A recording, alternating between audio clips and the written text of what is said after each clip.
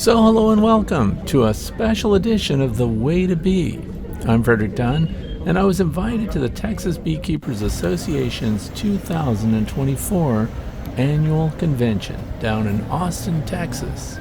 In this video, I've compiled some of the interviews I had with some very interesting people.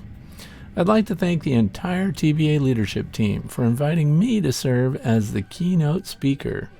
It was such a pleasure to get to know so many beekeepers and share outstanding meals with some of the nicest people I've met in beekeeping.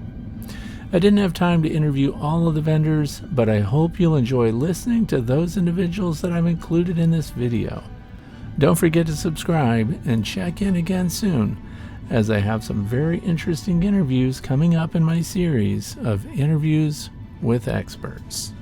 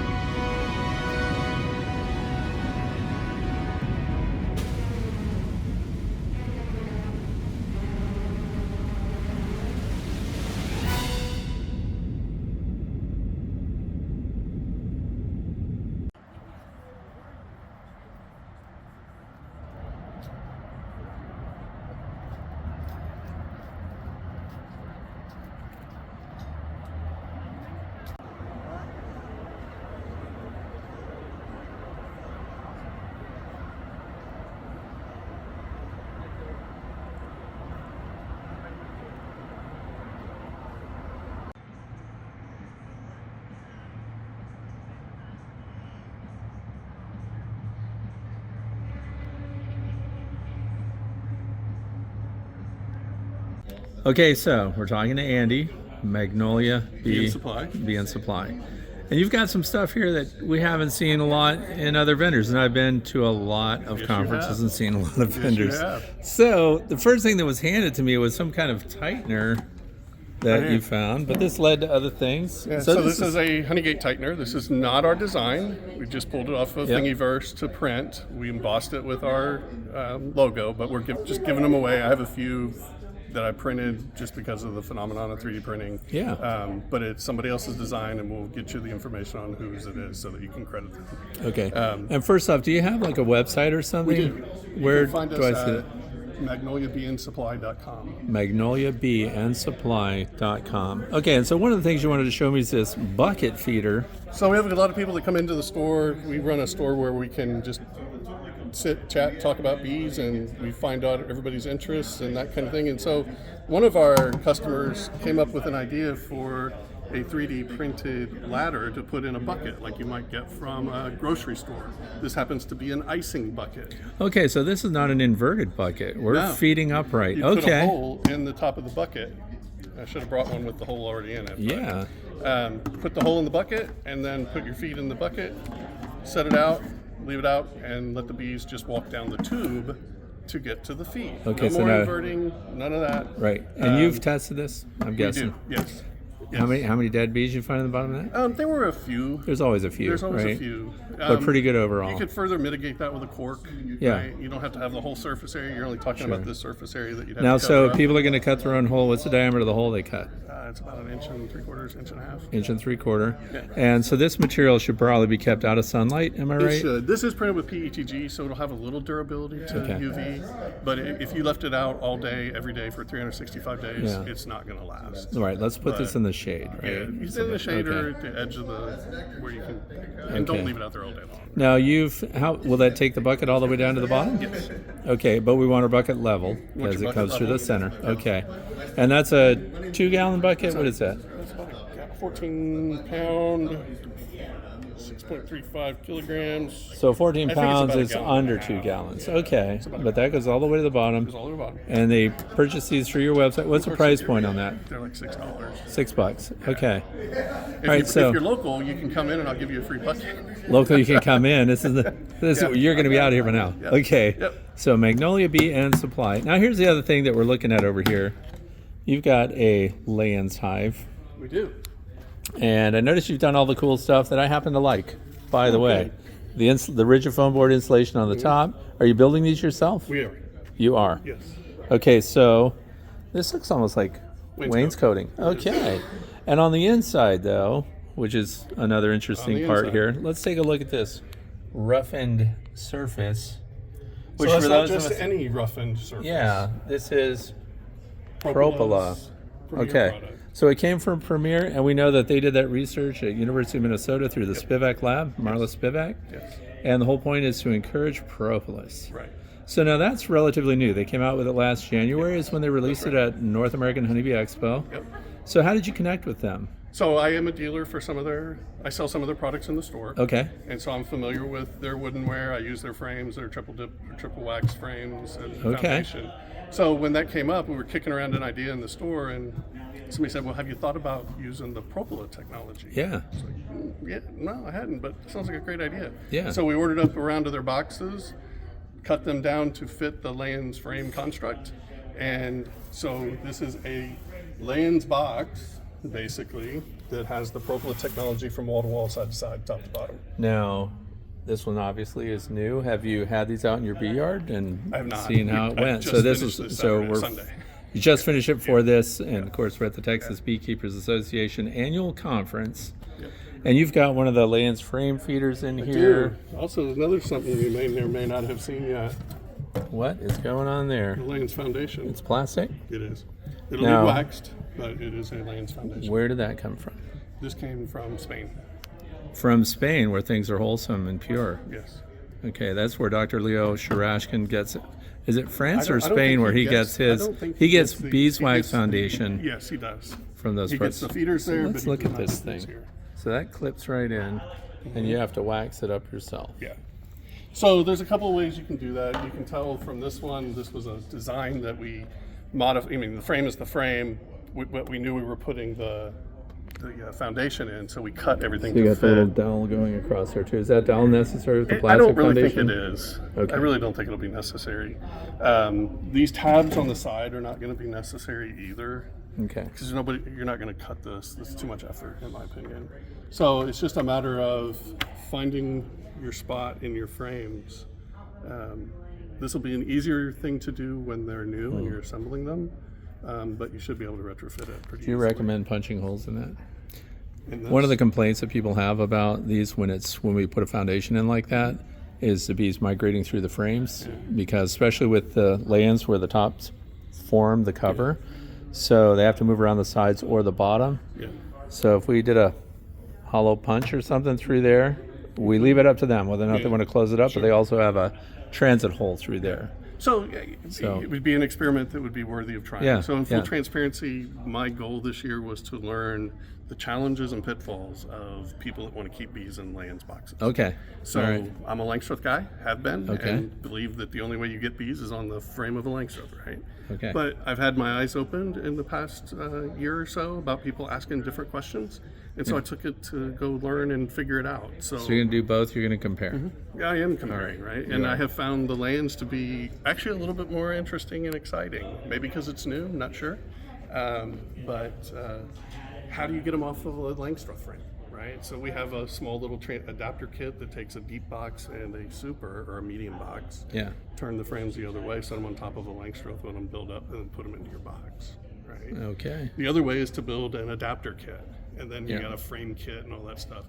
That's a lot of work if you're not mechanically inclined or have the tools and the skills to build those boxes. Right. So I think we've solved or at least identified some of the challenges: how to get off Langstroth onto lands, how to feed in the box, foundation, and then the quintessential question is, well, how do you extract it? And so we have an extractor that will fit 3 Layens Layens frames Okay. from Savan. The company is Savan. Yeah, they're out of Turkey. Okay. I actually pronounce it Jiwan. Okay. But it's CIVAN.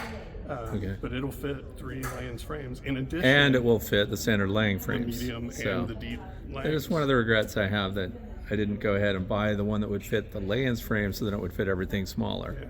Can't go the other way. No. That no. sounds good. Anything else that's key that you're selling that might be new or people have not seen yet? No. I think we got most of Final everything else that they've words. seen. All right, you're carrying the So- Protecta Bee Bee. entrances. We carry the NL insulated hives. Okay. We carry the Global Patties dry mix, so I break those down into smaller bags to make them affordable for the local community and local beekeeper. Okay. Because not everybody needs a 50-pound bag. Correct. And All right. that stuff mixes wonderfully. It has been so easy to keep and mix. I just mix it in one of those buckets. Yeah, okay. And put the lid on and take it out to the yard and put it together. So All right. Well, I want to thank you for your time. thank you. I appreciate it.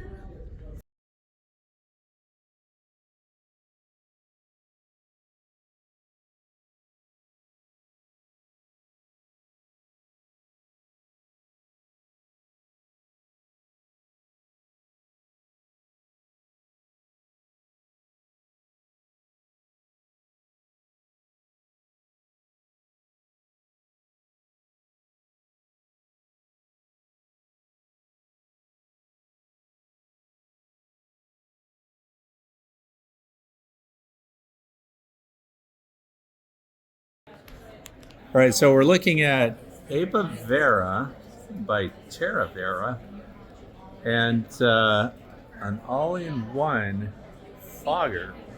What is that about? So, first of all, who you are and what your position is with the company and what we're talking about with this fogger that's coming up. Sure, yeah. My name's Carlos Perea. I founded Terra Vera about 4 years ago, and we did it really to make agriculture more sustainable. We know we use synthetic chemicals, including pesticides. They're not only bad for pollinators, they're not only bad for the planet, but they're really poisoning our food supply. And we had a technology that promises to get rid of a lot of these chemicals and help farmers make more money. So that's why we founded Terra Vera. Okay. So what's it do? Well, what happened was we learned through customers that we were actually controlling mites, spider mites, russet mites, and others. And before long, we started doing research on the varroa mite. And to our positive surprise, we were getting very good kill rates on varroa. Of course, the next step was, were we harming the bees? And researchers at UC Davis and other places started telling us, hey, this is really promising. I am not a beekeeper, so honestly, if you'd asked me what a varroa mite was 3 years ago, I wouldn't have known. Okay. But in those couple of years, we've learned that we can kill varroa and even tropy mites. We've been working with some of the world's leading researchers, And they've compelled us, along with beekeepers, to bring this to market. So we're in the very early stages of doing just that. So when you anticipate an actual unit being enhanced so people can see it, are you going to be at the North American Honeybee Expo? We will be there. As a matter of fact, some gentleman named Cayman Reynolds is trying to... I've heard of him. Yeah, he's going to put us on a channel and talk to us even in advance. That'll probably be the first place we actually demo the unit. We actually have prototypes we've been working with in the field. Wait a second, you're demoing the unit with Cayman Reynolds before me. That is bad? Is that Way to go. bad? I made a mistake. Okay. No, so for those of you that will be at the North American Honeybee Expo, we're on a speaker, then you're going to have a unit there for people to see? Yes, we anticipate having a demo Great. unit for people to see. Yes. Okay, so you're on the vendor list already, Yes, we are. and it's going to work. It's going to Well, be it's been a working in the functioning field. unit. Yeah, so we've been using these units in the field. We've been doing time-paired studies with our treatment and no treatment and other treatments. And the beautiful thing about this is it's not only killing the mites, it's actually leaving behind beneficial amino acids for the bees. And so it's a supplement at the same time that it's actually controlling Varroa. We know it will help with other diseases. It's an oxidant. We need more research to really understand how it might affect some of these other diseases. So it looks like it goes on top of a Langstroth hive? It does. Okay. And we can make it, applicable to other types, but basically take the hive top Is this like a off. microdosing system? I wouldn't say is- microdosing Yeah. necessarily, although we can. But really what we're doing is, when we learned that we could kill the mites, Yeah. the question became, how do we get it throughout the hive, right? Sure. And we worked with a gentleman named Dr. Jeff Pettis, Yeah? and Dr. Pettis and Dr. Ramsey at UC Boulder, Okay. and others, know and them. they've really helped us understand what do we need to do to get the chemical. Dr. throughout the hive. Sammy. You can't just say Dr. Ramsey. You say Dr. Sammy's At his least he's catchphrase. Sammy. I know. Sammy. Okay. Sammy. Dr. Bugs. All right. Well, probably the best darn Entomologist. Okay. well, not entomologist, yes, but He's your karaoke singer. He is very good. Yeah, a lot of Yeah. people don't know that. No, I got All a right. chance to Now, sing so with him. this thing will be set up as a system, it looks like, Yep. and you would have then the ability to change what it's cycling through, right? Would you have different treatments, or is it one we specific? will have different treatments. The first treatment's really Okay. focused at the nutrient side, and then eventually we'll have that are very focused on the mital side. But the idea is it's got to be really easy and simple. So the way this device will work is once you take off the top of your hive and you put it on the system, you can run it off of a battery or a generator, doesn't matter. And within about 2 minutes, your hive's completely treated. So no reason to Wow. take the hive apart further. Take it off, put it on the next hive. Okay. So what's the time frame of a treatment cycle? 2 to 3 minutes. 2 to 3 minutes, and you're moving it on. Yeah, for a small unit, on larger systems, we'll treat a hive in 30 seconds. Yeah. Now, it's too early to talk about a price point. No, we think we're going to keep the unit on this sub 500 for the unit. Okay. And then the per treatment will be less than $20 a treatment. So it's Okay. really about a device that you can use again and again and again. If you're a hobbyist who's got 20 hives or 200 hives, Yeah. one unit would be more than sufficient. Yeah. Longevity? How long will these things last? So they're designed around systems that have been built to last for 5-10 years on heavy duty cycles. So we're Okay. not worried about them giving out after 6 months. or Okay. So the battery unit? The battery's probably the weak link, right? Yeah. But lithium-ion batteries are good for now thousands of cycles. Okay. So a 500 amp is good. It's maybe a battery that weighs 15, 18 pounds. That's Okay. good for about 20 hives. And as far as we can tell, the good ones are good for thousands of cycles. Okay. So even the batteries are probably good for several years. All right. Well, I want to thank you for that, and look forward to meeting you again at the North American Honeybee Expo. Yeah, well, All we're going to right. be talking. Thank you. Okay, yep. All right, so here we are. This is a big attraction for me because it ties in with photography, and we have Jose Madrigal. That's it. Right? You got it. Who's a pollinator portraits photographer, and we have this fantastic work, and I'm going to have to say it. I hate to. It's better than mine. So, so here's Jose. So, give us a little bit of background. Why are we photographing bees? And just give us a little bit of how you wound up being a photographer in the first place. You have an art background. Yeah. Right? Yeah. As a kid, I was a sketch artist. I could draw photorealistic from the time I was in middle school. Actually, even earlier than that, I always just had a natural talent for that. Yeah. Then in my teens, I got into music, and then more recently, photography, very recently actually, about 8 years ago is when I first got into photography. When my wife and I started to do some traveling, and she just always loved the pictures that I was taking on my phone, and finally convinced me to get a real camera. What's for a real Christmas. camera? Interchangeable lens camera. Okay. And so, but I told her not to spend a lot of money. I didn't want something that was going to be real complicated, and I wasn't thinking that I was going to do anything with it other than just take better pictures. But I was just instantly hooked once I started seeing what a difference different lenses made. Sure. I fell in love with photography. And then, so I can blame her for getting me into photography, and then I can blame her for getting me into macro photography, because she had been a avid gardener for quite a few years. And so about 6-7 months into my becoming a photographer, she said, "Hey, when are you going to start taking pictures of my flowers and my butterflies?" And I said, "I tell you what, next Christmas, get me a good macro lens, and I'll start taking pictures of your flowers and butterflies." I figured I'd take a few pictures for her and then go back to what I was really into, which was landscapes, Milky Way photography. I was dabbling a bit into portraits, but I always kind of knew that I liked nature photography more than anything else. Okay, there might be a shutterbug listening. They're going to want to know, what was that first macro lens, and what body did you put it on? So my first camera was the Sony a6000. Okay. Like I said, I didn't want to start off with anything too big. I didn't want my wife to spend a ton of money on something that before I knew I was going to get into it. And then I got the Sony 90mm macro lens to go on that. And then once I started shooting with that, I knew for the first time, within about 20 minutes of putting that lens on, granted this was Christmas, which even here in Texas is pretty cold, so it was mainly exploring around the house, but what I realized was that for the first time I was really being an artist with the camera. Prior to that, I thought I was being an artist, but when I thought back, I realized that I was being more of a technician. I was thinking about the settings, thinking about everything before I took the picture. With the macro lens, I was just exploring and experimenting. It's like, oh, I wonder what'll happen if I do this. And I was just,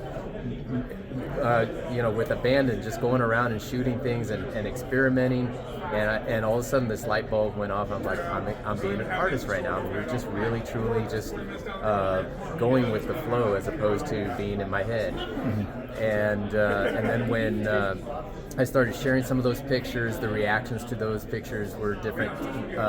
I was finding very quickly. That's interesting. That's very important for somebody that goes into that. The reaction you get from people that see the image can be fortifying or defeating, right? Absolutely. So they were obviously impressed, right? Yeah, and I don't think that, I think that for art, you have to first love what you're doing, but at the same time, you need to be open to listening to what, if people are telling you, you're hearing a lot of voices saying, wow, you do really good at this kind of thing, then trust that and go with that, and don't try to force yourself to be a square peg fitting in a round hole. And so I very quickly, like I said, it was very easy that I was loving it. I was being reinforced by other people loving it.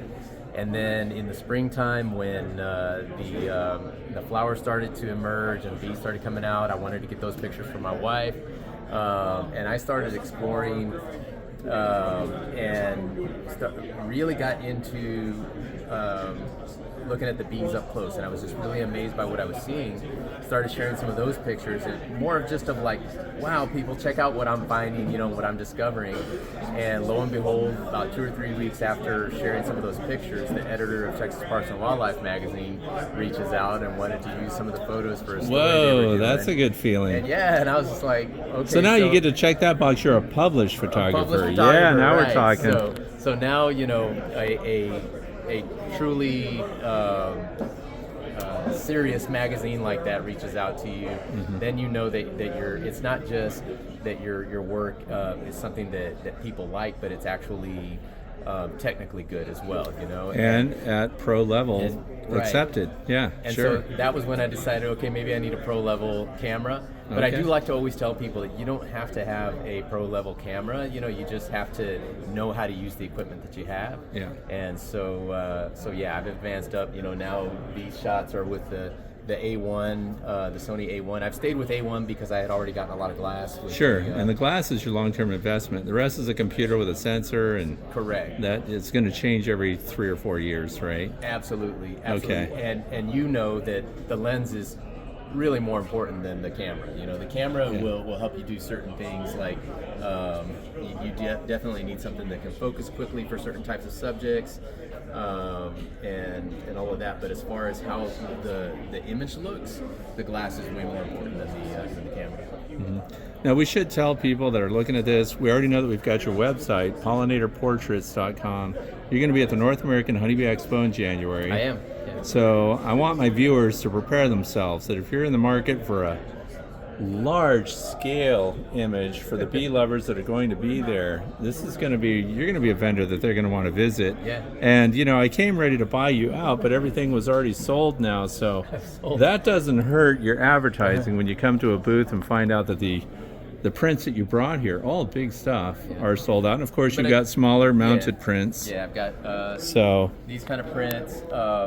These are a little more budget friendly, a little easier to take home if somebody's flying into the expo and doesn't want to. Are these mounted, or they're just by themselves? Yeah, they're just. So they're. And you've got borage. Okay. Yeah, so some are with just a backward. The larger size, these are 11 by 17 and 11 by 14, like that. Standard frame sizes. That's important too. But then I've got some 8 by 8s and 8 by 12s in that are matted and mounted on 12 by 12 or 11 by 14 mats. So all right. But they're all priced at $25, and then I'll have special deals at the expo as well. So. At the expo.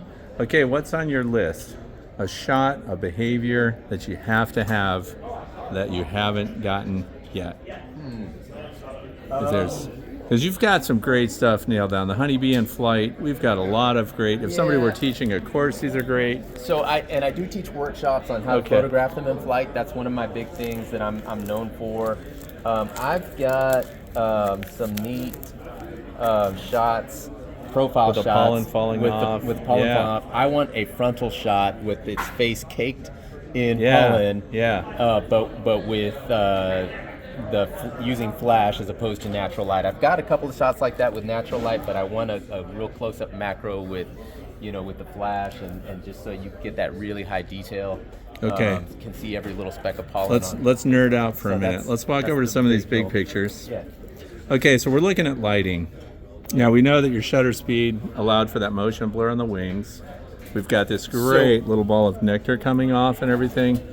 So and go ahead. Yeah, I was gonna say this is actually not same settings as this. Yeah. This is actually more focus. It's out of depth of field. Yeah, it's really more depth of field and the way that the light is hitting it. That's one of the things that I always tell people that. I've got sometimes like with the A1 I can do 30 frames a second, and you can see that moment between where the wing goes back and starts to come forward.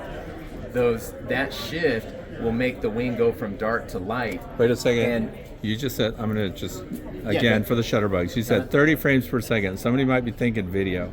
We're talking a burst, right? A burst, yeah. So full frame, burst, 30 exposures, full frame per second. Now, those are natural light shots. You can't do that fast with the flash. Right.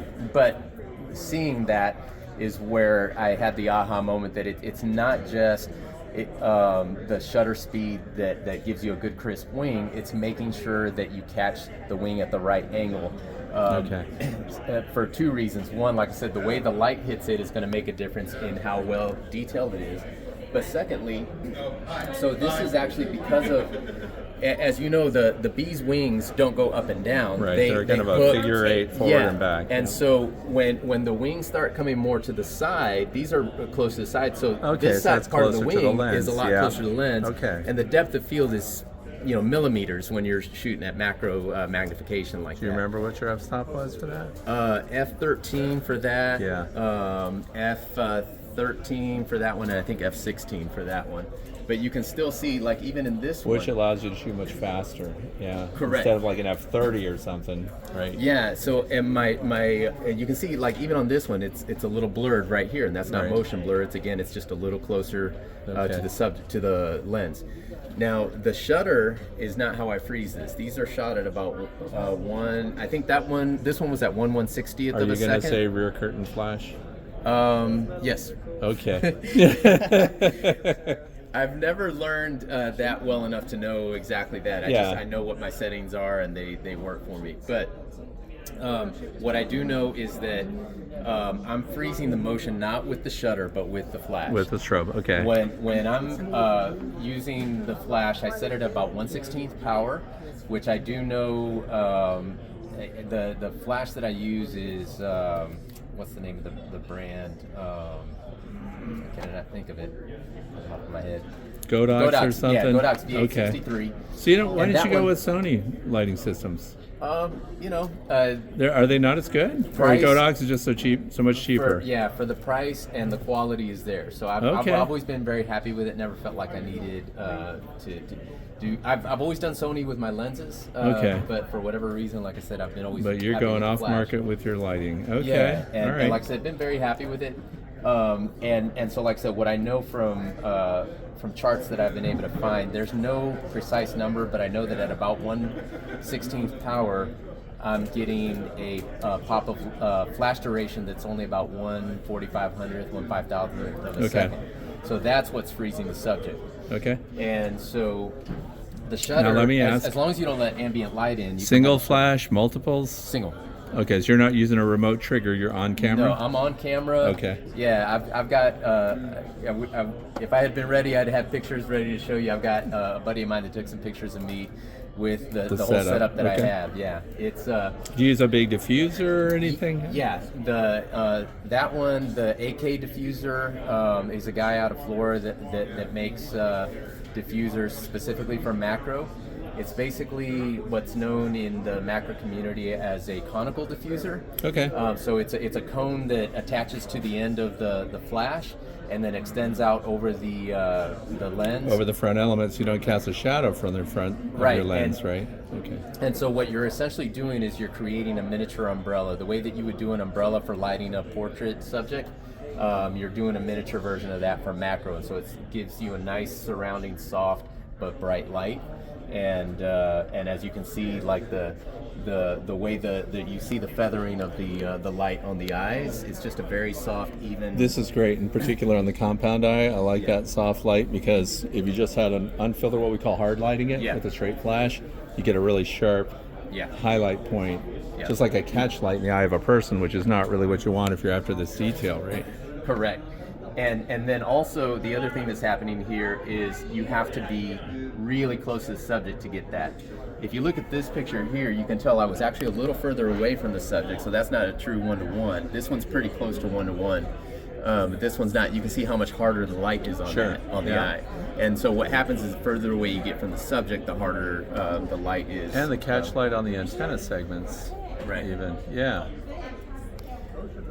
Now I noticed, talk about this background. So this is in flight where? So the background is just because the light overpowered what the ambient light was where you were shooting it? Right. Okay. Yeah, so I'm shooting and a macro lens eats a lot of light anyway. Sure. So ISO 100 to 400, somewhere in that range, just depending on how much ambient light is available. Okay. And then my shutter, like I said, is always going to be about 1/160th to 1/200. I've gone up as high as about 1/400th of a second, again, just depending on conditions. And then my aperture is always between f10 and f16, again, depending on conditions. I'm liking the higher aperture because I get more depth of field. Sure, yeah. But obviously... But then you need more power, more light, yeah. Right, just the situation is going to dictate where I end up at finally with that. But yeah, where were we going with that? We're talking about lighting in general and the light modifiers and how you stop action, but then of course it's out of your depth of field. Yeah, and so yeah, like I said, I end up just adjusting like that for that. Oh, and so then the closer in that I can get to the subject, the better. And that was what you had asked, was about what the ambient conditions are like. Yeah. I do look for cloudy days. Those are obviously going to make it easier to get a darker background. Lower contrast too, Yeah, naturally. And also if there's a tree line in the background with the sun behind it, that's going to help a lot as well. And so looking for those kind of conditions. As far as capturing a bee in flight, the big secret is really instead of chasing them from flower to flower, getting to know that how they act around certain flowers, and particularly when they're foraging for pollen. Pollen-heavy flowers, they have a tendency, like these. This was shot on poppy. This was shot on trumpet vine, and those are two of my favorites because what they'll do, they'll go into the flower, get just covered in pollen and they'll be tussling around in there for several minutes sometimes, and then they'll hover next to the flower, cleaning off the pollen, go back in the same flower, hover. Oh yeah, again, they hover so while they use that. their hind legs. Yep, Right, rubbing they'll them. do that over and over multiple times, so you end up getting multiple chances of capturing them in a really small area as opposed to trying to catch them, when they're flying from one flower to the Okay, next. next question. Are you a pray and spray guy? You shoot 100 pictures, get 5 usable, or what's your percentage of usable images? 10 out of 30. In focus, it's Because you're manual focus, right? Or no, you? I use oh, a you've mix got of an auto. autofocus and manual focus, Okay. just depending on the situation. But I do primarily with the flight shots. I do use primarily autofocus. Okay. But what I do is I back button focus and grab the subject, and then I do spray and pray for the reason not to get it in focus. Usually all 3 of them are in focus, Yeah. but not all 3 of them will have the wing in the right position, or not Correct. all 3 of them will be perfect on the eyes. Some of them will be a little bit more to this side, so I get the forehead in focus, but Yeah. not the eye. Or So when you took that picture, did you do that burst, 11 frames a second or whatever? You did 30 frames per I second don't- I is your can't get- max capability, but you can't really do that if I you're can't using get 30 to flash. Yeah, right. and I'm using the mechanical shutter as well when I'm doing Okay, flash. I okay. prefer mechanical shutter when I'm doing. When I'm Oh, so using you're not flash and this kind of mirrorless? stuff. It is mirrorless. So but where's the it's got mechanical leaf, shutter? It's got leaf shutters and so you can do either electronic. Oh, here I scan thought it or- was electronics shutters. Okay. Yeah, no, they've got at least the Sony ones have both. Yeah, you have silent mode where it wouldn't make a sound at all. right? Yeah, the silent mode it has to be the electronic shutter though. Yeah. Do you notice a difference in quality when you do mechanical versus electronic shutter? I feel like the mechanical shutter does a better job of freezing the subject. Yeah. The electronic shutter, sometimes you'll get warping that's from the way weird. that it scans. You'll see. Okay, so that's a criticism of Sony, is what I'm hearing. Okay, move on. not just Sony. You get banding with some of the others too. Yeah, and I've heard some people. I've seen some sports photographers getting cyclists as their the wheel will actually look warped a little Wow, bit that using is the electronic weird. shutter. Okay. Yeah, so it's a function of that, like I said, as it's scanning across the sensor as opposed to just all opening and closing at one Sure. time. And so Now with that mechanical shutter, are you limited to an 8,000th of a second? I think 1/4,000th of a second with the mechanical. I think with the electronic, I Oh, can get really? 1/8,000. Because you can do an 8,000th even on the old DSLRs. Yeah, I don't use it at that high speed. Okay, so it doesn't that matter. often. It's So, yeah, irrelevant to you. I Okay. don't remember right for sure offhand. So Okay. I'd have to look that up too. That's okay. So I might be getting misquoted. But again, like I said, I'm at 1/200th of a second here, so Okay. it's definitely irrelevant. So I know somebody who's But- watching is going to want to know this. How much do these large? These are. Did we say these are 30 by 40s? These are 30 by 40s. 30 by 40s. Yeah, these are What's a 30 by 40 gallery wrap canvas like this selling for? 350. 350. Yeah, You it's- know what? That's not terrible That's at all. really not bad. No, And do you have a special price for the North American Honeybee Expo, or these are just going to be pretty much your static prices? these prices will include free shipping at the expo. Oh, so you'll And ship so- them home for them. They Yeah, won't I'll have ship to take them home with for them. Yeah. Okay. Correct. Yeah. Okay. So yeah. no, I they don't look. do a lot of volume of prints like these. I do hand sign them, so they're limited editions. So now on the smaller prints, that kind of stuff, I'll have special deals on because Yeah. those are more of an open edition Yeah. type of thing. But on these larger pieces, they are limited editions. So what's the edition size? Again, like I said, rather than adjusting the price on these, Yeah. I'll do the free shipping. And why should you? They're selling already. There's no reason to mark it down.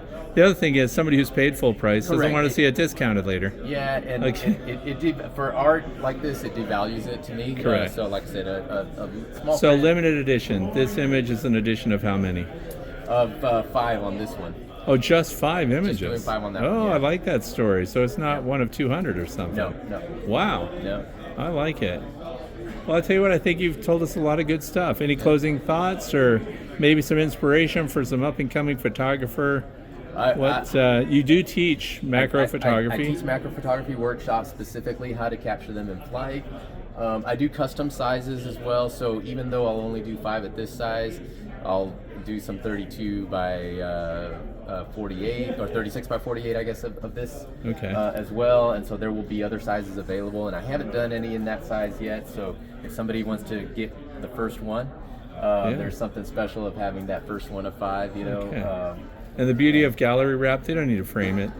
They could if they wanted to, but it's ready to hang. It's ready to hang. Yeah, it comes with a wired hanger already on the back, and you can put it up just like that. Fade rating, 109 years. 109. Somebody comes back in 90 years, it's faded. You'll give them their money back then. Correct. Okay, that's all we wanted to know. Yeah, they are our archival-based inks. So. All right, great. All right, well, Jose, thanks a lot. I appreciate it. Look forward to seeing you again at the North American Honeybee Expo. All right, fantastic. Thank you. So we're here with Charlie Agar, Charlie Bee Company. That sounds like an army unit, but you've got your display here. Tell me a little bit about it. This is your first year, right? First year. Selling we your just stuff. opened the shop. So Give us your background, been motivation. beekeeping about 10 years. I fell into it. We started in bee removal. So I came up through bee removal. So I became known as a lunatic who, every town has a village idiot. That was. Are you local? So are you near Austin? I'm north of San Antonio, so close to Austin. I'll come up here with the prices right to do bee removal. So bee removal, have you been dealing with Africanized bees? Constantly. Okay, so that might lead us to something like the Everything Bee Vac. Oh, the Everything Bee Vac. Do you have one of those? Yeah, I do. I sell them. Oh, you sell them. Let's grab one of those and talk about it a little bit here. About the Everything Bee Vac all day. So Tony, who created the Everything Bee Vac, I met Tony at the San Marcos area bee wranglers, and he and I were new beekeepers. We were like litter mates, and he's a retired electrical engineer. He's an ideas guy. So and he's a lazy guy. He's lazy. It's important to point that out. His own admission, he said, "How do I make this easier?" Does he live in Texas? He does. He lives not far from here. He lives in Lockhart, Texas. All right. So he'd come to this conference with prototypes, and they were, but then he just kept refining it. I worked for about 5 years with a homemade bee vac. I've always used a canister vac. Canister vac being versus a vac that is like the Colorado bee vac that pulls bees into a hive body. I'm glad you mentioned that. So, what's different about a standard bee vac hose, for example, as compared to the hose that comes with this? Standard bee vac hose, I'm not sure.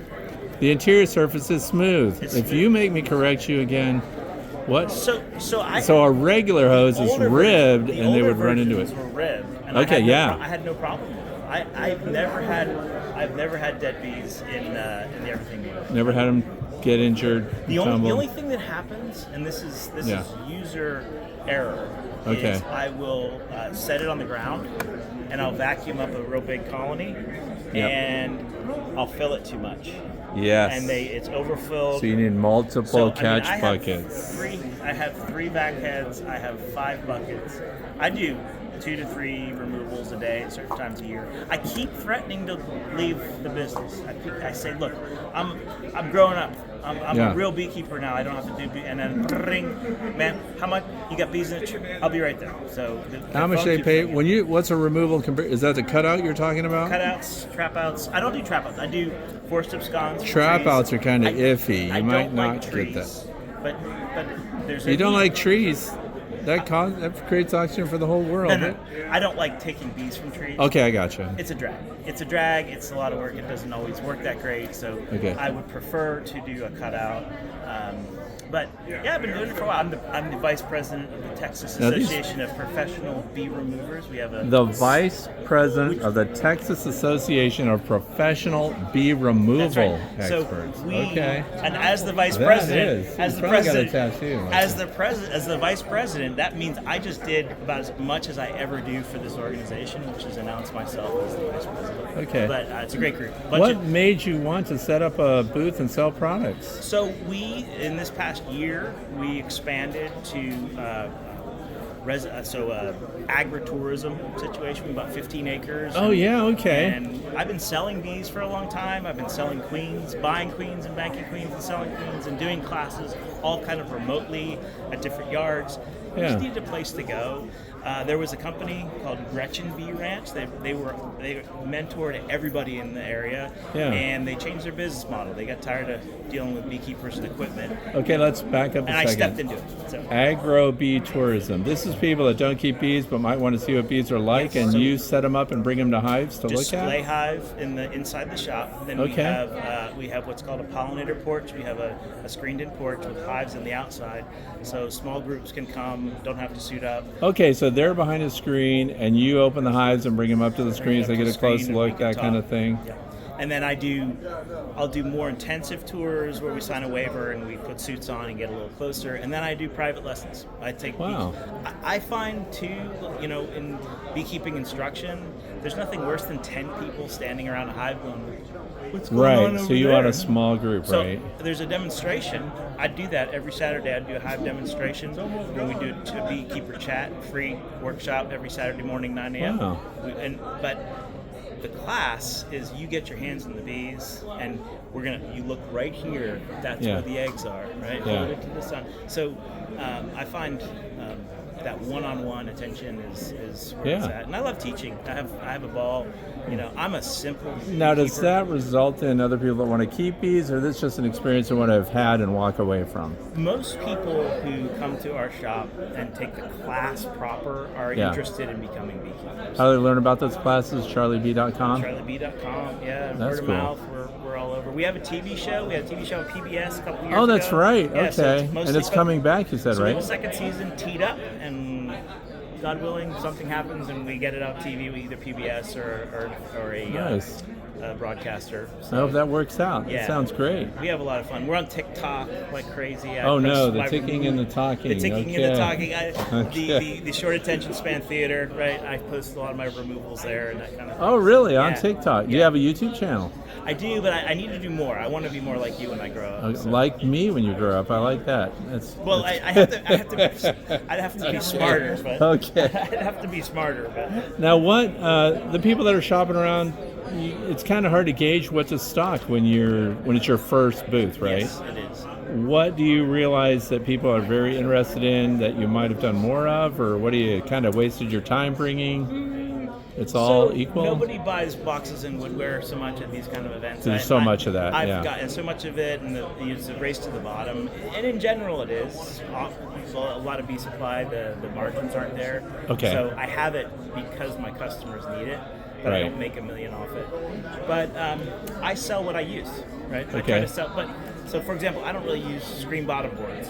So I don't really carry them. But then the customer says, I need screen bottom boards. And I'm like, the customer's always right. There are a lot of people here that use screen bottom boards that I've learned from talking to the Texans, right? I'll get them screen bottom boards, but I generally stock what I use. Okay. And then I teach how to use what I use. And part of that is you don't have to buy, there's so many gimmicks and gadgets and stuff you don't need in beekeeping.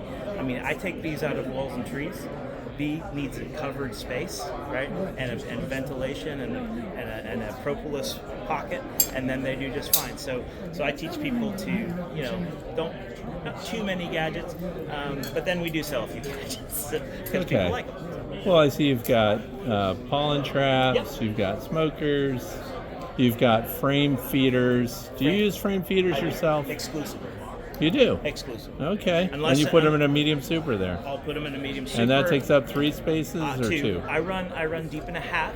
So in my part of Texas, we grow rock, basically. You grow rocks? Yeah, okay. rocks. So there's not much for the bees to eat. So we got to augment feeding quite a lot. So you agree with that? Okay. I will do 8 frame boxes, a deep and a medium, a story and a half. That's enough for winter. Is that your winter? Okay. That's perfect. You insulate the tops? And then I do carry the Bee Smart. Bee Smart inner cover. The inner cover and lid. Okay. They're super. Oh, I see them right here. Okay. That's my beginner insulation. And for Texas, the insulation is for summer. For heat too, yeah. It's absolutely. Cold. You get cold, and of course that's a factor. But it's just like, when it's hot, you wear a brimmed hat. When it's cold, you wear a knit cap. Yeah. That's the same thing. And then we also sell insulated boxes, lids. Okay. So kind of wraps, you mean, or an actual? Oh, you sell these products. Okay. Yeah, we sell kind of a knockoff of Apamag. I'd love to A carry knockoff of Matt. They're right over here. We should go. Korhan's my best Oh, friend. okay. All right. So we probably will carry Apamag as well. Okay. So what is this company that makes This these? is called Enel. They're Enel. a Greek company, and they have the insulated walls. This is the lid. It's an insulated lid. Okay. What I like about this actually is the feeder. Talk to me about that cover first. So this cover Yeah. is thick, right? I mean, it's got a lot of R value. Polystyrene. Yeah. Okay. Polystyrene. And Is then that UV stable? That outer? Do you have to paint apparently, it? let's Okay. find out in 6 years, right? See Okay. what it looks like. So you got a feeder for dry or You got a wet. feeder for dry or wet. You want to poke holes here to feed something dry, then you can plug them back up and use wet. Okay. And then the bees, obviously, they come up through that. Okay, so it comes through the and perimeter. they're- And because they're going from either end, if you've got a tilted hive, they're still going to empty they're that gonna all the be just way. fine, yeah, All right. just fine. And then it keeps just regular frames, and you can put a lot of the insulated situations. Oh, so this is completely encased in Yeah, plastic. it is. All right. And a lot of the insulated situations, you have to buy. Let's say I wanted to put a super on this, I have to buy that system. You could put just a You want them to regular match up. wooden, Yeah. Now, if you put a wooden, does it just sit flush right on the top? It does, yeah. Okay. Yeah, works great. Do you do that? Have you tried that? I do, yeah. If we just started with them this year, so we With did- this company? Correct. Yeah, but we just opened in April, so Okay. I have a supplier in North So I'm Carolina. guessing these are vents? They are. So Okay. the vents you don't want to open if the feeder is on. Because you have robbing, you're gonna yeah. just encourage Plus they robbing. smell it, yeah. So what you would do is put a propolis trap here. Okay. So it's sort of like it keeps the bees from coming up. Yeah. And then you can put this on and then open these vents. Okay. So And that propolis trap, you could lay fondant on there or something if you wanted to, because they could feed through that, right? can they feed through? Did you just discover that while I asked my question? Are you deeper because of this interview? I am deeper every Yeah. time I hang out with you, sir. Yeah. Every time I hear you speak, All right. I feel like my mind expands. Okay, that's enough. So these you there's settings. You can so they're close them or open. wow, Yeah. that's a lot. And what I like about Enel is they are affordable. Okay, so for $300, what do they get? They get The fancy bottom board. fancy bottom board with little. Talk about these entrance reducers. So it's like a mouse guard entrance or Okay. closed, right? Those are your two options. All And then right. some of my folks will put you can stuff paper in there. Can a queen go through that? I believe so. Yeah, that's just mouse guard, right? Queens can go through mouse guard. Well, I'm asking you. I don't yes, know what the it's- dimensions I are. think drones, everybody can get through that. Drones and queens. Okay. Yeah. So, and then this clips down, and then Yep. this is just a deep. This is a medium. This a screen bottom board? This one Yeah, is it solid. feels like. Okay, just straight on the landing board portion. Yeah. Okay. So solid underneath. Does it have a tray behind that you can pull out or anything? No, no. No IPM there. No, Okay. there are pollen traps that are specific to this. It's kind of Okay. hangs on there. Longevity. So What do you you expect? want to find out. I mean, that's it's a 10, new product. 15 It's years. a new product. That's the Is sales the pitch. plastic new or recycled? It's new. It's new. Okay. So what I with plastic, you're not going to be repairing necessarily. You're not going to be repainting. You're not going to. Right. But Well, it's ready to go out of the box, we'll, right? and it's ready to go out of the box. Yeah. But we'll find out. Right. We'll find out Okay. in 5, 10, 15 years or so. All right. Yeah. So this looks like it's. Is that a deep? It's a Because I'm deep- looking at that line through the middle. It It's a makes it deep. look like there's another That's box, right. but it's really This just is a deep. 9 5 Okay. 8. This is a medium 6. Deep 10. Deep 10. Okay. Yeah. Anything that you, let's just be candid, Yeah. anything that you don't like about that now that you've got it in hand? So I really like 8-frame equipment in Texas. Okay. And it's very Texas. It's very hill country of Texas specific, where the bees tend to go up. Yeah. So when I started beekeeping, when I was doing just cutouts, Yeah. I had nothing but 8-frame mediums. Okay. I'd have 6, 8-frame mediums just stacked. Okay. And So 8-frame box isn't for the lifting. I mean, you look like you could lift 20 pounds or more. So, but I'm getting older, so So- I'm kind of investing in that long but term. with the 10-pound, like they're just not fully utilizing number 1 and number 10. I'm So finding- why I'm have finding it, they're right? Not filling it out. So, Okay. You're so- not alone, and that's the same up in the north as Yeah. well. So, So I love 8-frame. And it's Okay. also lighter, and I do with 8-frame. I'll do a deep and a medium as well. okay, now somebody's watching this right now, and their fingers are just itching. They want to order one of these What's the shipping going to be on something like that? We can work it out. So We we, got- we don't oh, do a lot that's- of shipping. So they'll go to your website. We have pricing for shipping and including this. Okay. Yes, we All right. And a super by itself. So if that's $300 as is, you're adding a super. What's a super cost for that? for just the, I don't do insulated supers. No need. When we're in Okay, active so flow, you're suggesting just use wooden Just wire use for the wood. supers. So when it comes time for winter, go back to and you insulated. whisk those away, and this is our overwintering setup. Or you could do 2 deeps. I Do know they- a lot of folks who really like the double deep. Do they offer supers at all, or Oh, yeah, it's this just is the a unit? super. I mean, That is a super. Yeah. So But you don't do it. But if you had to sell one, let's say you had somebody that really wanted everything to I have match, To Google it. you have to Google it. yeah, Okay. What's my prices? I don't know. You don't have to, well, because they'll go to your website and they'll Yeah. see that there at charlieb.com. Give Charlie a call. I like to Call talk. Charlie. He knows bees. Right. I'm Okay. famous for, hey, I want to buy a queen. Do you mark your queens? I don't. You don't? I mark my own. I mark my queens that I sell. You mark your own. Do you use that one-handed queen catcher? Nope. Do you use the little queen marking I use plunger the over there? Yeah. You use the plunger. I like the sign language you did when you could have been promoting a product. I use the Okay. plunger. Oh, that's cool. Yeah, these are great. So you push them at the top, and then what kind I of just pen? grab Mama. 2025. What's the color? Blue. Dude, you're quick. I just Okay. ordered a whole. You ordered a bunch. bunch. So you've got all this. Oh, and you've got your prices here too. Yeah. Okay. Everything we're seeing here is also available online. Yeah. All right, because obviously, now are you going to be at the North American Honeybee Expo? Not as a vendor. I'll be there as a As a street guest. walker. Yeah, I'll Street- just be. I okay. just go. And that's where I meet all my vendors. You'll just be around. That's where you get your ideas. And that, Yeah, I get all my okay. ideas. We actually bought this line of T-shirts at Nabi. This is a young lady, Christine from Kentucky. She created this Okay. beak and where's my hive tool and all these fun stuff. And I Okay. met her at Nabi and I said, I love these shirts. And she said, do you want to buy the company? And I said, how much? do You want? bought the company? I'm looking at these hive tool holders. This one's from Be Smart Designs, Yeah. plastic, magnetic. Why does this, if this is stainless, why would it stick to that? Is this a science question? Yeah, because it's 400 series stainless. Moving on. Okay, we have this leather strap. Yeah. It's got a magnet. Why do we want a big leather Well, one? if you teach beekeeping Yeah. and you show up and you look like that, Yeah, it's like you it know is something. impressive. You, like, It know is. something, right? Yeah. It's I would my listen to problem- you. My problem is I love these, but then I still put my hive in my back Okay, pocket. and you see the way your tool angles out from Yeah. that, right? Yeah. Which tends to cut your sleeve and everything, which, by the way, you see how this is being shown at your booth? Oh gosh. So it should be like Let that. me fix this for you. That is how it's designed so that you don't cut yourself That's on your... smart. I'm glad I came to your booth. We call this the hitchhiker hive Okay, tool. who designed that hive tool?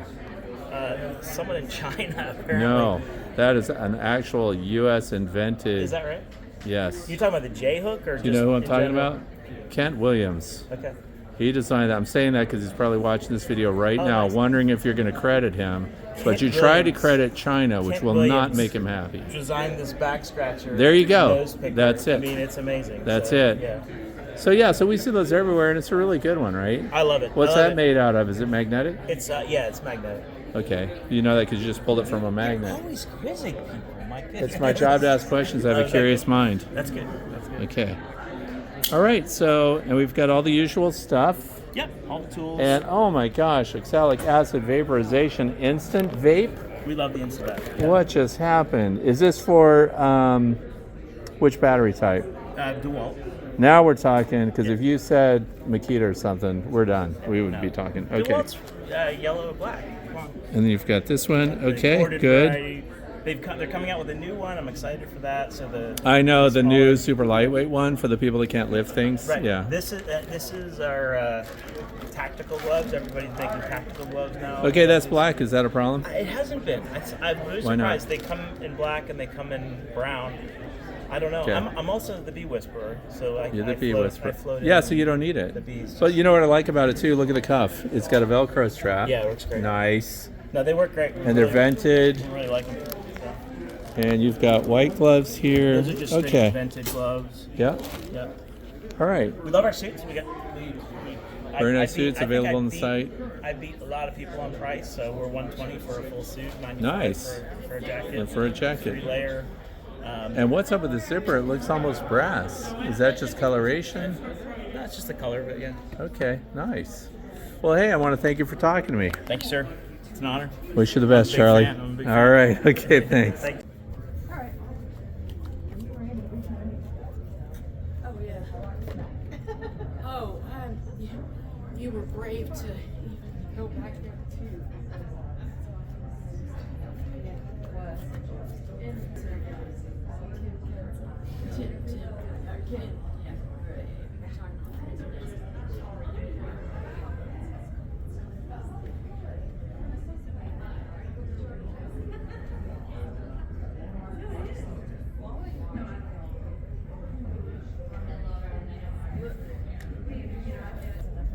Look at the picture. Could it be that your friend gave you a picture and she said to look for my picture? Oh no. Did it look like that? Not me. Okay, so I roped you into talking to me because you're working with Daniel Weaver at Bee Weaver.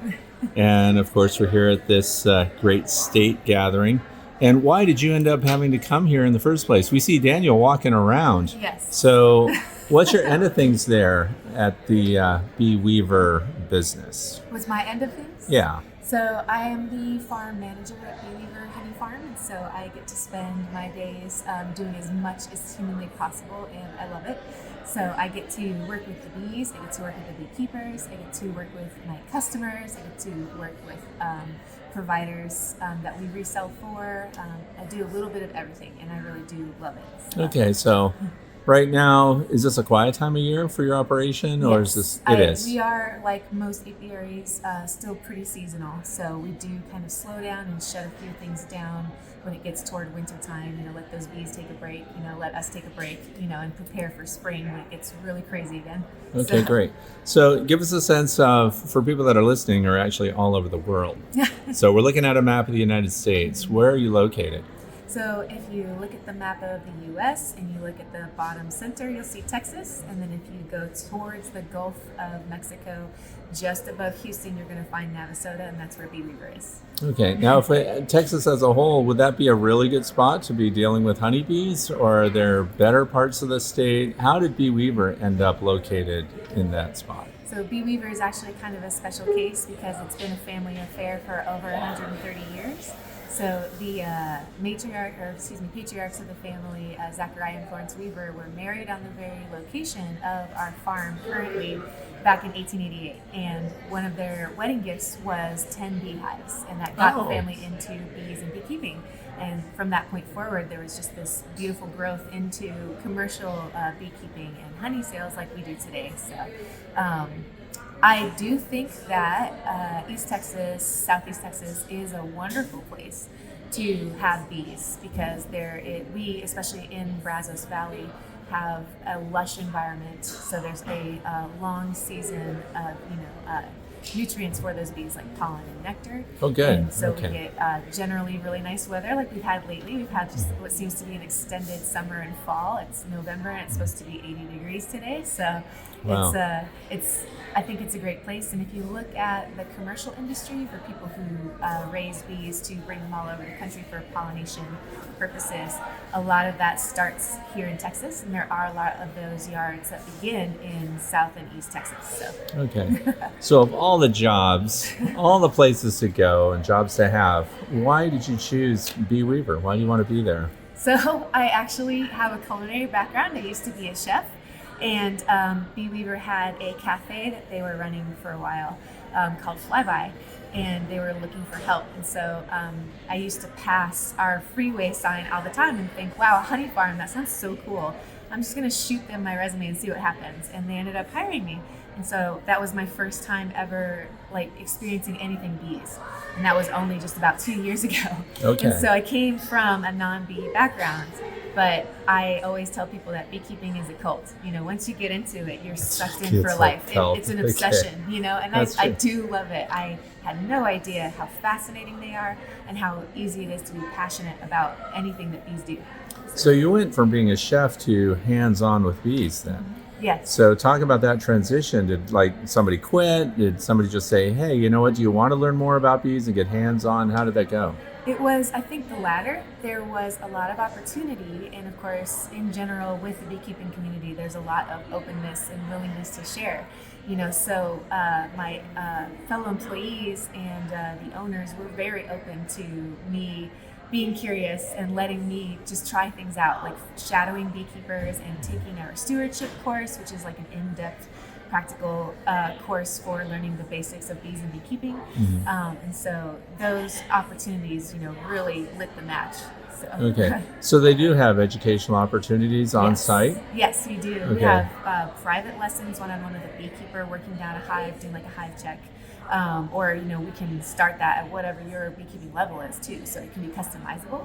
We do hive tours, which is more of like a general public thing, so you can just get like your first glimpse of the inside of the hive and see how they work. We also have, of course, our stewardship course, which is like more advanced, educational course that's a couple months long, so it's like 1 or 2 weekends per month for about 3 months. Are those classes full? Or do they? No, not yet. Not yet. We have the private lessons and tours multiple times a week during spring, summer, and fall. And so we'll pick back up on those again starting around March. But the stewardship courses, those are still available, so you can definitely still find yourself, learning the most about, bees and beekeeping. Yeah. So how do people that are listening right now, let's say, well, I want to take one of those classes. How do I find out what's available? Where do I go? To the website? Yes, absolutely. Beeweaver.com. That's where we have all of our options listed. You can buy things from our gift shop there, which includes our local harvested honey from our bees. You could do any of our gifts options, and of course you can sign up for if you wanted to take any of these courses or tours, and also if you were already ready to buy your bees. We like to call ourselves the one-stop shop for beekeeping, because we do raise our own bees and build our own equipment. So people that are buying bees, packages, nucleus hives, things like that, what's the time of year that they would be picking those up? That's always going to be spring for us, and it tends to be April and May that we have our general pickup season. So. Okay. And so they put it, are you sold out? Because no, not at all. one year, I just have to admit that I was very frustrated. I needed queens and you had a bad kind of breeding year, then there weren't queens available. Oh, wow. How's that looking for 2025?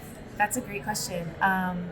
Based on this year, I would personally say that it is looking good. We had, I feel, a very successful year for sales and availability this year. We were able to both meet sales and had more to sell for people who needed like emergency bees in October, emergency queens in October. So, and then also we had a wonderful spring nuke and package season. So we do still have 2025 pre-orders available, and we still have a lot of availability there. And I do recommend getting your order in early so you can pick the date that best works for you, because if you get closer and closer to pickup time, you might be forced to picking a weekend where you have to go to a party and, it's going to be busy. So. So what about queen choices? Is there just one line of queen stock coming out of your group there, or are there other We do genetics? provide in the springtime Italians from California, but we also raise our own stock of bees, the Beeweaver breed of bees that we mostly provide. So we'll have more of those and those longer in the year. So since we raise them on site. So let's talk a little bit about your in-house stock. What are the traits that you're favoring and kind of targeting as far as when you're producing queens there? So Dan and his father Binford are the ones who pioneered our genetic process of behavioral selection, essentially. And this was for Varroa sensitive hygienic behavior. And so these bees, they do have a natural resistance to Varroa infestation, and of course a natural resistance to those diseases that Varroa carry. And so, and we do work closely with, of course, the Baton Rouge Bee Lab, and we have in the past worked closely with the A&M Bee Lab. And so we do have a lot of confidence in the ability of our queens and their colonies, to provide this chemical-free lifestyle. So a treatment-free yes, group, treatment-free, right? yes. Okay. Which sometimes we call do, survivor stock, yes, or what's, yeah. okay. In my understanding of our history, that's essentially what it was that, Binford and Dan took a risk and isolated about 1,000 hives and came back a year later to see who survived. And from those survivors, they started to build out their survivor stock with the queens who consistently laid brood that demonstrated those behaviors we're looking for. Now, did that practice have anything to do with your decision to want to work with them and the move into the bee part? Yeah, the fact that we're dealing absolutely. with survivor stock and untreated. Yes. Okay. Yeah, so once I started working with Bee Weaver and I got to know more about bees, beekeeping, and of course the company, it just became like, I guess, obvious. I don't know what the word would be, but it's like, this is it. Of course, this makes sense to me. Like sustainability, looking towards the future, and of course, being good stewards for these animals, you know, just feels like the right thing to do is to find a more natural way to move forward together. So it does feel like this is one of the more sustainable options for the future, is just looking into how we can, you know, help these species move forward in their best form. Cool. So walk us through, it's spring, let's look forward. A day for you in springtime when we're trying to package these queens, get everything together, get them out the door. What is your part in that, and how does your day go? So since I'm the farm manager, a lot of my day in that time of year is customer facing. So my incredible beekeeping and queen crew have already done all the hard work in collecting, proving, and packaging up our queens packages and nukes. I'll bring to them the numbers that we have each week so that they know how many to prepare for us to make for handouts.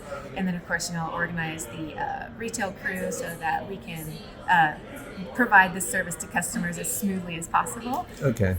So you're a customer interface, yes, right? Yeah. So what is some of the feedback? There is some discussion, so we might as well talk about it. Sure. Some people are concerned because of the geography here that there would be hot genetics working their way in. How often do you get feedback that maybe the queens you sent out produce some hot stock? Is that very rare, 1%? What is it? It's, I'd say, infrequent. I'd say it's probably more like 5%. So it's because I do get regular emails and phone calls as well as face-to-face interactions. Whenever there's any issues whatsoever with RVs. But I also thankfully get compliments, and just regular updates from customers who are so happy. They love our bees. They're so nice. They're so easy to work with. They are overproducers. They just ideal. And so it's fair to say that, sometimes there are just hot queens, hot hives. And of course, we're always happy to work with people, and we make a point to try to reach out to people and troubleshoot and help them find a solution, because we want them to not give up on bees and beekeeping. And so if we can help them transition into a method or a type of bee that works best for them, we want to do that.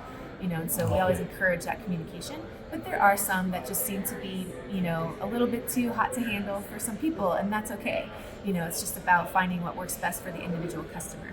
We actually like a little bit of spice in our bees because we believe that is what contributes to, like, it correlates to My their resistance. hardiness. Okay. Yeah, their defensiveness is in a way actually a good thing. So, yeah. Okay. So that's really interesting. But I now, would say, if I can, go that ahead. our beekeepers often keep the bees with very little protection. So, like, we just... You're breeding for disposition to some degree. What's right? that? You're breeding for Yes, friendliness we do to the actually keeper select to some degree. for general friendliness. Yeah. We give them the 3-strike rule. If they're too hot, Sure. they get knocked out. So. Okay. But we also have a tolerance, I think, to bees that are slightly spicier than your average Italian. So, So give me a sense of scale. Like, how many queens would you be shipping out at the beginning of the... So breeding I season? believe this year I have, I want to say 1,000 to 1,500 just for the spring season. Okay. It's hard to remember. I have the spreadsheet at home, Yeah. But because of course I've already planned out our projections for 2025 with Dan's help, of course. Yeah. So I'm looking at, I believe, 1,000 to 1,500 just for the spring season. But we continue to produce into summer and this year, and sometimes into fall, depending on weather and demand, of course, and how viable it is. So. And I'm glad you mentioned weather, Yes. because there is some concern that people have. This is a hot part of the country. So when we're shipping a queen, what are some of the concerns about the environment that she's exposed to in transit. Yes. So in other words, if it's really hot, how would that affect her fertility when she gets there? That's a really good question. So I have been working with, since I also do shipping and orders, I have been working with different shipping companies to try to kind of test to see who has the most successful shipping options. Because it is important that especially if you're investing in something like a bee weaver bee, which is a specialty bee and would be probably considered a more pricey bee on the market, you deserve to receive your investment and for it to be exactly what you ordered, a very successful, healthy, happy queen. And so we've found that most delivery companies don't work for us because they just don't have the proper environment. So we pretty much stick to USPS because they have climate controlled trucks that take the shipments to their climate controlled holding facilities. And that is the biggest difference. So generally speaking, I would say 95% of the time, pure success. They hold all of these shipments at the post office and contact that customer so they come pick them up directly. Instead of sitting in a mailbox in the heat or something like that. Not on the front porch, not shoved in a mailbox. So I don't want to put you on the spot, Sure. but what would be considered a temperature that would negatively impact a queen in transit? So what are the high limits? And low limits aren't as much of a concern as the high temps, not for right? us usually, yeah. Okay. But I unfortunately do not have a number off the top of my head. Okay. So but we want to keep them at a reasonable temperature. You don't want your bee to be sitting out there at 120 degrees. No, I would want to keep them Because at they're the our most levels. in like the 90s. Now, something that you would generally experience on an average day in South Texas. Or inside the hive. Your temperatures could be 97 degrees yes, inside the hive. so that's what I would assume they're being close to. Maybe a little bit cooler if there's air conditioning, but never too cool either. So. Now, someone gets a queen and, she's not very productive. Maybe she may have had some impact, but she's not dead. Yes. But she's just not performing up to speed. Yes. What do you want to hear from the consumer that receives a queen like that? We love photographic evidence. Like, we love to keep records. We want to know how our production is moving to make sure that we are meeting our own goals and making sure that we are keeping the standards. And so it's important to document everything and then to share with us that documentation so that we can say, oh, I see what's happening here. I understand, so I can help you fix this. And we are more than happy to fix it. We can tell when it is an error on, the breeding and beekeeping part instead of, the consumer part. And so we're more than happy to correct that and just help out. So. Okay, so now currently you just ship mated queens. Yes. Do you have any plan to ship packages? I would really like to, but I'm always a little bit wary of those shipping companies again, because sometimes our post office. Because you have greater risk, greater loss than with your and packages. Our post office workers get nervous when we hand them a cardboard envelope with holes punched in it with a tiny cage that has a few bees in there. They're like bees, so I don't want to make people too nervous and then they purposefully maybe neglect them or something. So I'm trying to weigh Which the has risk. happened, I'm here to say. Yeah, unfortunately. Yeah. And so I would love to be able to provide that service because I do get a lot of calls and emails from people out of state. Because they're starting up and they don't have resources, and they would right? love a nucleus colony, and I would love to provide that. So hopefully we can one day. I just want to be able to verify that we can successfully do so. Yeah, that's fantastic. So closing thoughts, words, anything you want to share? I do just want to say that I am newer to the business and the company, so I do hope that I didn't misrepresent anything. But I am very passionate about what I do, and I'm grateful that I get to do it. And so my biggest interest is in sharing the knowledge and experience with anybody who's willing to, participate in it. And I hope that more people open themselves up to experiencing everything bees and beekeeping. So. Okay. And do we have a price point for queens, bee weaver queens this spring? Yes, so they are still going for $45 for our queens. And then, of course, our nucleus colonies will be $350. Okay. Now the queen, does that include shipping or is shipping additional? Shipping is additional, but it should be $57, so it'll be included in the price when you purchase her. So you don't have to purchase her and then pay shipping. So a 2025 mated queen shipped $57. Okay, thank you so much. Thank you so much. I appreciate it. And that wraps up another special edition of The Way to Bee. I hope you found these interviews enjoyable, and we'll check in with some of these vendors at the upcoming North American Honeybee Expo in Louisville, Kentucky. That's scheduled for January of 2025. I'm back home in Pennsylvania now and on track for my next question and answer video this coming Friday. I look forward to reading your comments and questions. I'm Frederick Dunn, and I wish you all the best with your own honeybees.